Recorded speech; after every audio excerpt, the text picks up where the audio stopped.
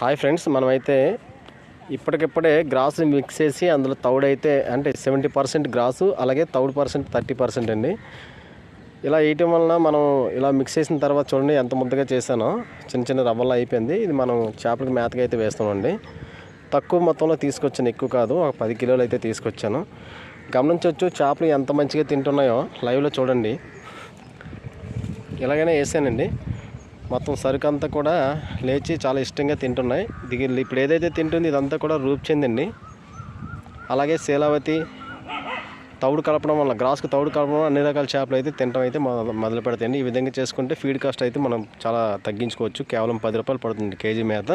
అలాగే ప్రోటీన్ శాతం అయితే ఎక్కువ ఉంటుంది, ఎందుకంటే గ్రాస్లో కూడా 17% ప్రోటీన్ ఉంటుంది. అలాగే ఇందులో కూడా మనకి తౌడులో కూడా 17% ప్రోటీన్ ఉంటుంది.